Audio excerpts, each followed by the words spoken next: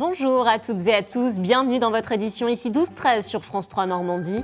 À la une de l'actualité ce midi, du handball et cette victoire de Caen hier soir face à Pau, les Vikings ont décroché leur ticket pour les demi-finales de la Pro League.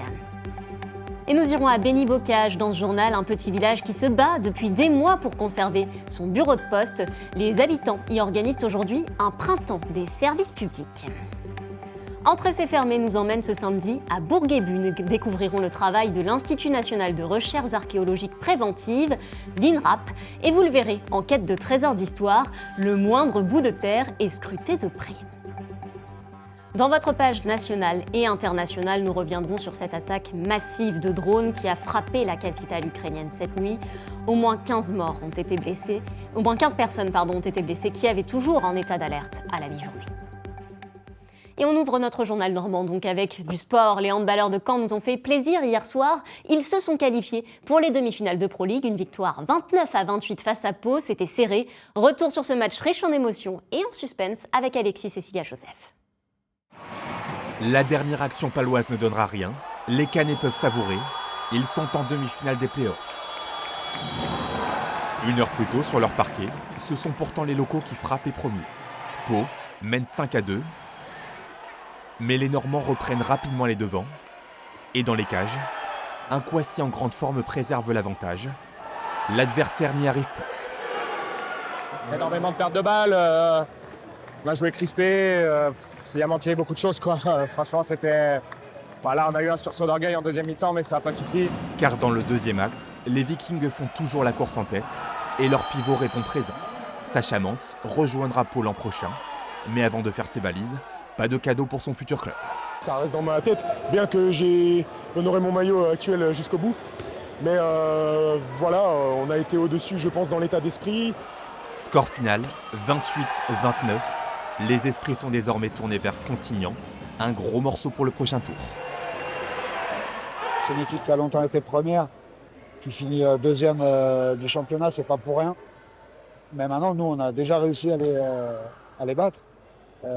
Donc on croit en nous. Et pour réaliser le rêve d'une montée dans l'élite, encore 3 rencontres pour les Vikings. Voilà, et les Canets seront les seuls Normands à aller en quart de finale. L'équipe de Cherbourg, elle a été éliminée hier soir suite à une défaite 34-30 à Célestat. Et je vous le disais, en titre, la défense des services publics est aujourd'hui au cœur de l'actualité. Dans l'Orne, un maire a décidé de bouger physiquement. Vincent Beaumont va réaliser 250 km à pied entre sa commune, La Ferrière-aux-Étangs, et l'Assemblée nationale. Son objectif, se faire entendre sur la nécessité d'agir contre la désertification médicale, alors même qu'un texte de loi est en ce moment à l'étude. On l'écoute à quelques minutes du départ. La marche est organisée contre les déserts médicaux, on va le dire autrement, pour l'accès des soins pour tous. Il y a une mobilisation des gens, puisque c'est très difficile de trouver un médecin, même en sollicitant les cabinets, les maisons médicales voisines, puisque là aussi, il y a plus de demandes que de médecins à même de répondre à l'ensemble de ces demandes. Et puis, comme chaque samedi, on fait le point sur les événements qui ont marqué la semaine. Votre semaine en Normandie est présentée par Marc-Michel Dérissard. Rebondissement dans l'affaire Marlène Marquis. La chambre d'instruction de la cour d'appel de Caen vient d'annuler la prescription de Pascal Delaunay dans ce dossier. Il y a 36 ans, en 1989, la jeune femme avait disparu à la Chapelle-Souef dans l'Orne sans laisser de traces. En 2022, son ancien mari était passé aux aveux. Les recherches de la gendarmerie n'avaient pas permis de retrouver le corps de la jeune femme. La chambre d'instruction a été saisie par la sœur de Marlène Marquis. Je tenais à dire qu'il n'y avait pas d'esprit de vengeance pour qu'on ne pense pas que ce recours a été fait Enfin, il ne faut pas réduire ça à de la vengeance, en fait. C'est vraiment dans un esprit que la justice soit rendue. De leur côté, les avocats de Pascal Delaunay envisagent de saisir la Cour de cassation. L'émotion à Rouen après l'accident du Cuauhtémoc à New York. Le navire-école de la marine mexicaine a violemment heurté le pont de Brooklyn. Les mâts du bateau se sont brisés. L'accident a fait 2 morts et plusieurs blessés. Ce drame a un écho particulier dans la région où le bateau est l'une des attractions les plus populaires de l'Armada. En solidarité, la mairie de Rouen a ouvert un registre de condoléances. Le département de la Manche a été placé en vigilance sécheresse. Le niveau de certains cours d'eau, comme la Vire par exemple, est très bas. La faute à un hiver pas assez pluvieux, contrairement aux apparences. Tout le monde a eu l'impression qu'on a eu un hiver très humide. Néanmoins, en fait, ce qui s'est passé, c'est qu'on a eu un mois de janvier très humide, mais depuis, en fait, on est à environ 30% de déficit de pluviométrie. Avec ce niveau d'alerte, il s'agit de préserver la ressource en eau avant d'éventuelles restrictions. Pas de spectacle signé Thomas Joly le 14 juillet prochain à Rouen. Le Normand, metteur en scène de la cérémonie d'ouverture des JO 2024, rêvait d'animer les quais de Seine pour la fête nationale.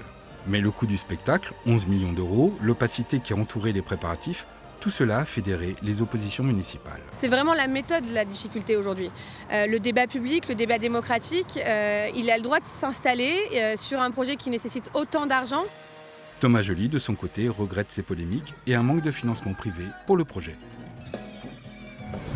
32, c'est le nombre record de bateaux et de skippers au départ de l'édition 2025 de la Normandie Channel Race. La course quittera le port de Caen ce dimanche 25 mai.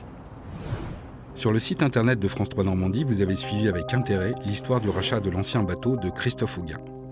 À bord de Géodis, le skipper normand a remporté le Vendée Globe Challenge en 1997. Après 11 ans d'abandon dans le port de Cherbourg, le bateau a été vendu aux enchères pour la somme de 16 000 €.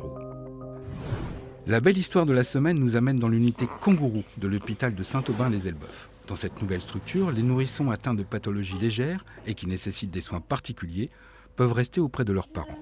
Jusque-là, la prise en charge de ces cas se faisait en service de néonatologie. Ça aide les parents dans leur parentalité d'avoir leur bébé à côté d'eux.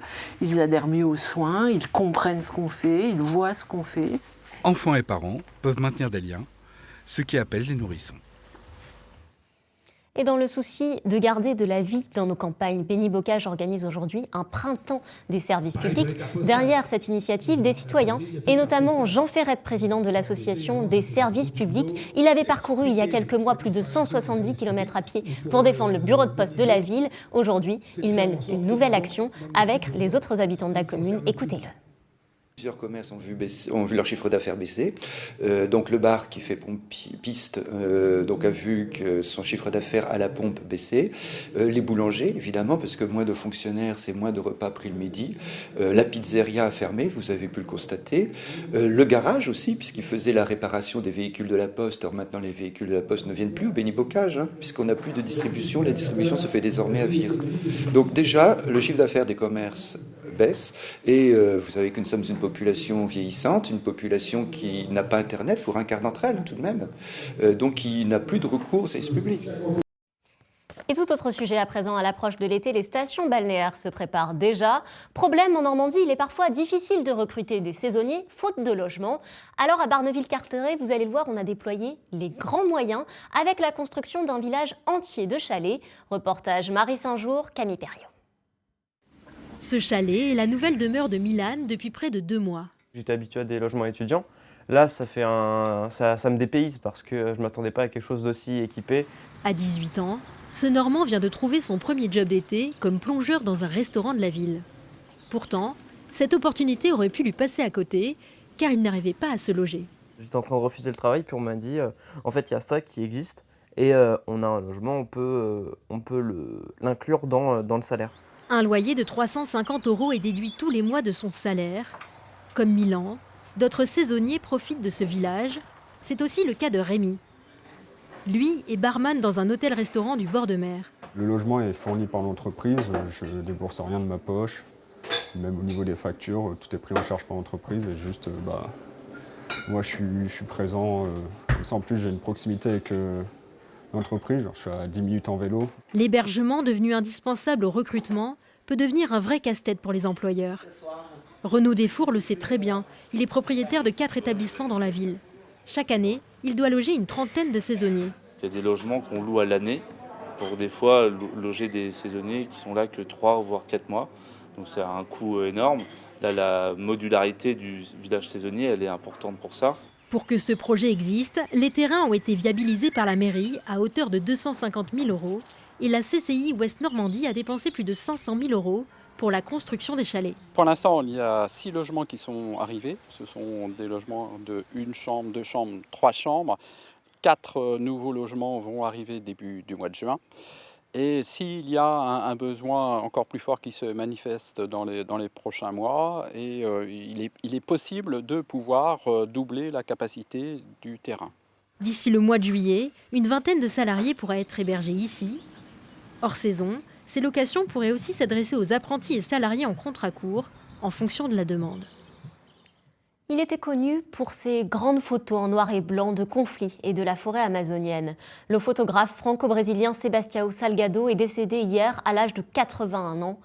L'émotion est toute particulière à Deauville, où vous le voyez, il s'était rendu aux franciscaines il y a peu pour l'inauguration d'une rare rétrospective consacrée à son œuvre. Il avait alors employé des mots forts. Je vous propose de les réécouter. Je suis en train de faire un voyage dans ma vie. Cette photo, je n'ai jamais publiée. Et là, je la vois sur le mur pour la première fois. Et c'est moi-même qui ai enterré ce soldat. J'ai trouvé une pelle sur le tank et j'ai creusé un trou et je l'ai enterré. Là, le bruit de ça, c'est comme travailler à l'arrière de la turbine d'un jet.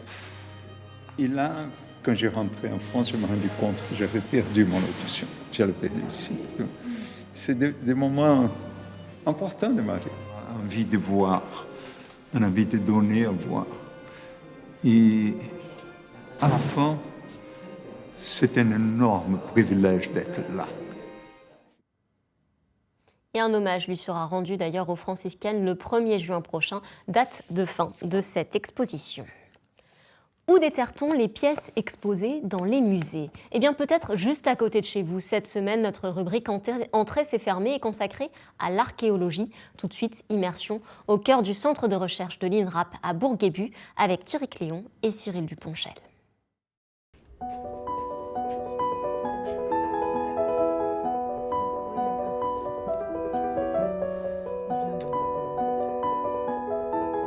C'est une immersion dans le monde des fouilles préventives que l'on vous propose aujourd'hui avec un coup de projecteur sur le centre de recherche archéologique de Normandie-Ouest situé à Bourguébu dans le Calvados.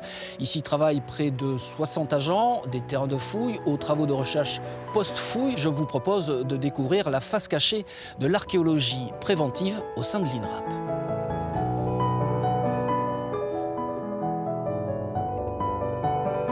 Cyril Marcigny, merci de nous accueillir au centre de recherche de l'INRAP. Qu'est-ce que sont les fouilles archéologiques préventives ? Alors, les fouilles archéologiques préventives, ce sont les fouilles qui sont réalisées avant les travaux d'aménagement du territoire. Ici, on est tous archéologues, mais avec des métiers qui peuvent être différents. Voilà, on a des archéologues qui sont spécialisés dans l'étude de la céramiste, un céramologue, étude des charbons de bois, un anthracologue, étude des graines, un carpologue, et puis aussi des métiers un peu plus techniques, comme la topographie, le dessin industriel. Donc voilà, plein de corps de métiers qui constituent en fait l'ensemble des outils humains qui sont nécessaires pour mener une fouille archéologique. Par archéologie, pour un peu tout le monde, on voit la personne sur le terrain en train de dégager son squelette ou de dégager un vase ou quoi que ce soit.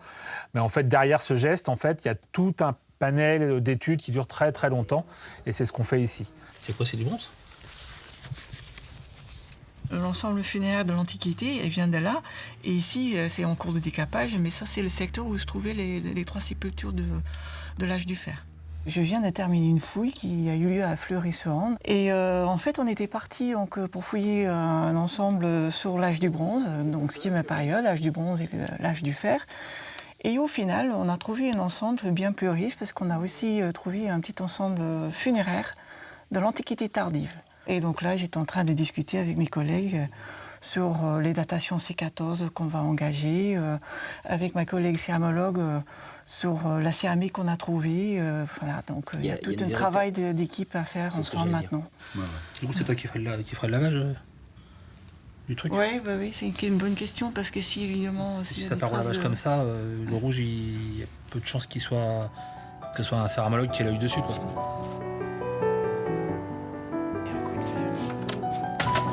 Ah oui, on va regarder ça. Cette étape-là du lavage, c'est indispensable. C'est ce qui permet en fait à l'objet d'être rendu lisible. En fait, ça permet également de récupérer tous les éléments qui seront analysés. Chaque type de matériau a son processus de lavage. Donc il y a un certain nombre de choses qui ne craignent pas l'humidité, qui peuvent être lavées à l'eau, comme en général les céramiques, si elles sont bien cuites. Et les os aussi peuvent être lavés à l'eau. Par contre, tout ce qui est objet métallique va nécessiter un autre type de lavage, qui va être un lavage plutôt à sec. On met tout Oui.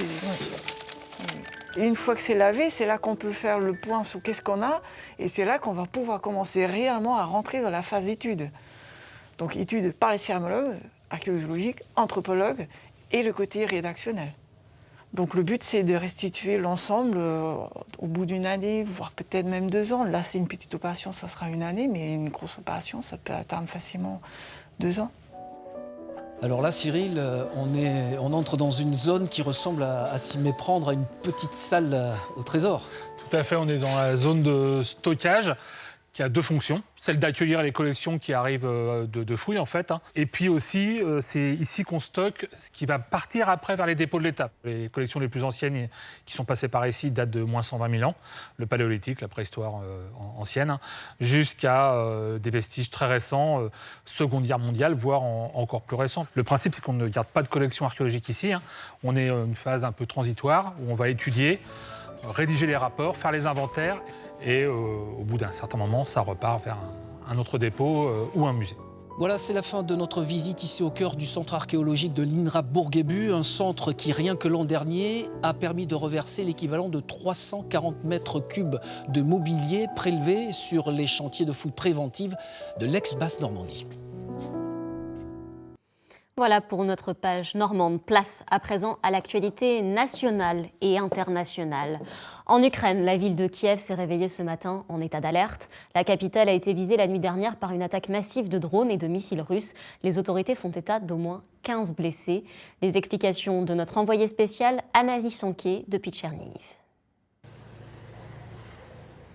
Ce que je peux vous dire, c'est qu'on a vu l'angoisse sur les visages des Ukrainiens qui étaient autour de nous hier à Kiev, car même si les habitants sont habitués au bombardement, la nuit a été particulièrement violente, angoissante. Plus de 200 drones et au moins 6 missiles ont été lancés par la Russie sur la capitale.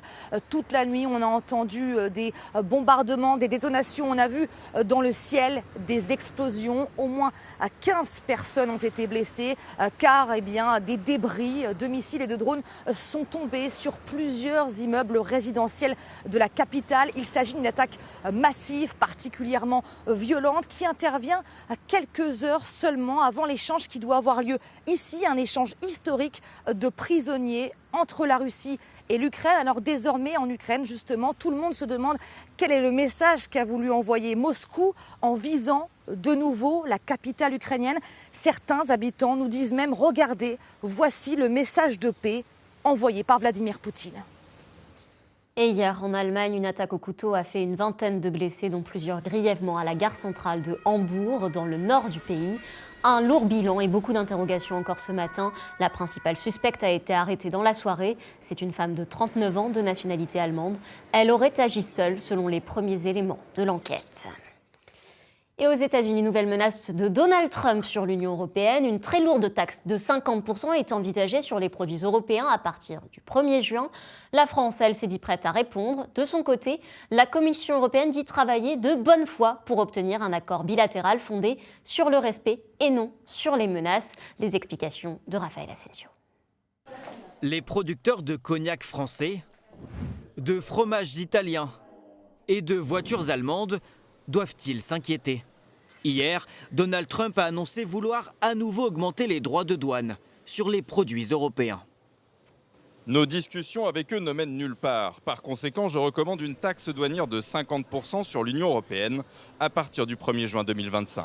Le ministre chargé du commerce extérieur promet des représailles si le président américain met sa menace à exécution. Nous devrons mettre à la hauteur des montants concernés pour l'Union européenne des mesures de riposte et de rétorsion équivalentes. Forcément. Sinon, vous ne créez pas ce serait la réciprocité ? Ah, bien sûr. C'est le principe de réciprocité. Bien sûr. 50% de droits de douane pour les États-Unis.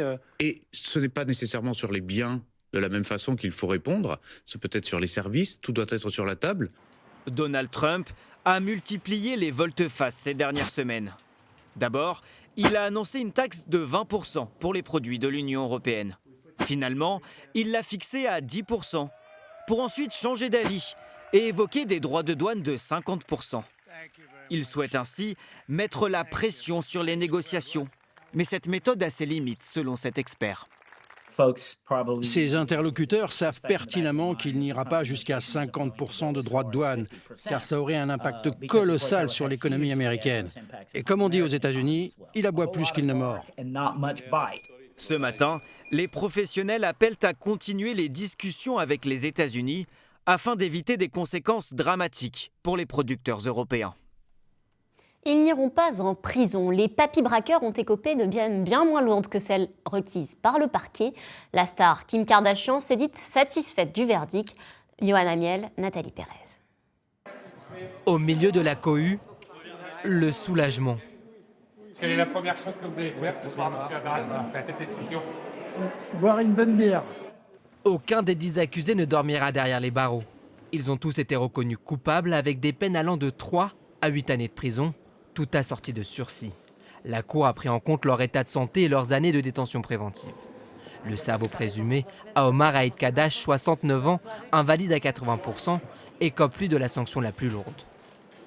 On avait demandé à que notre client ne soit pas emmuré vivant. On a été entendu par la Cour d'assises de Paris et j'ai envie de dire que nous sommes heureux que ce verdict ait été rendu ce soir. L'état de santé ne permettait pas une réincarcération, mais je pense qu'il n'y a pas que ça. Je pense que juste cette décision est aussi la preuve que la justice peut réparer véritablement autrement que par la prison.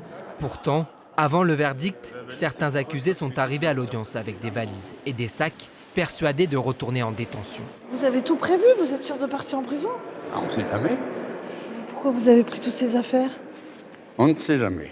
Les peines prononcées sont en effet en deçà des réquisitions de l'avocate générale. Kim Kardashian, qui avait accordé son pardon à la barre le 13 mai dernier à l'un des accusés, s'est dite satisfaite du verdict. Je suis profondément reconnaissante envers les autorités françaises d'avoir rendu justice dans cette affaire. Ce crime a été l'expérience la plus terrifiante de ma vie. Les papy-braqueurs ont 9 jours pour faire appel de leur condamnation, mais aucun d'entre eux ne semble déterminé à le faire. Et puis cette information, en bref, déjà 6 jours de mobilisation. La fronde des taxis continue en raison d'une nouvelle convention régissant le transport des patients. Les chauffeurs menacent ce matin de bloquer le tournoi de Roland-Garros. Une réunion aura lieu cet après-midi à 17h au ministère des Transports en présence de François Bayrou. Un rendez-vous pour tenter donc de trouver une solution au conflit. Une importante panne d'électricité touche Cannes, Antibes et Grasse depuis 10h ce matin. 160 000 foyers sont touchés. Les services de la RTE travaillent actuellement au rétablissement de la situation. Selon la gendarmerie, il s'agit d'un acte malveillant, une coupure de courant donc, qui ne touche pas le festival de Cannes. Cannes, où par ailleurs, ça sent la fin en cette 78e journée 78e édition du Festival de Cannes. Et il va falloir tranché. Le jury présidé par Juliette Binoche s'est réuni ce matin en conclave pour répartir les 7 prix. Qui va repartir donc avec la Palme d'Or? À Cannes, les pronostics tout de suite de Stéphanie Desjard. Eh bien, suspense, comme tous les ans, les 2 dernières équipes de films à gravir ces marches pour la compétition officielle, c'était hier seulement, et notamment l'émouvant Jeune mère des Dardennes. Mais comme les 2 frères ont déjà 2 palmes d'or, une 3e est assez peu probable. Alors, comment le jury va-t-il départager les 22 films en sélection officielle? Moi, j'avoue que j'aimerais être une petite souris pour assister aux délibérations très secrètes de ces 8 membres aux personnalités si différentes. Et puis, leur très engagée présidente, Juliette Binoche, va-t-elle faire pencher la balance pour une palme politique? Au petit jeu des pronostics sur la croisette, eh bien c'est le film iranien Un simple accident de Jafar Pahani qui gagne, mais alors haut la main, l'histoire d'un ancien prisonnier politique qui croit reconnaître son bourreau dans Téhéran. Mais prudence, on sait bien que le Festival de Cannes adore nous ménager des surprises. Et avant de vous quitter, il était l'un des visages de France 3 Normandie. Richard Lotte est décédé cette nuit. Journaliste présentateur pendant plus de 40 ans, vous l'avez sûrement entendu sur notre antenne commenter du sport ou aux commandes de son émission de cuisine. Nos pensées vont aujourd'hui à sa famille. Voilà, c'est la fin de cette édition. Merci de l'avoir suivi. Très bel après-midi à toutes et à tous.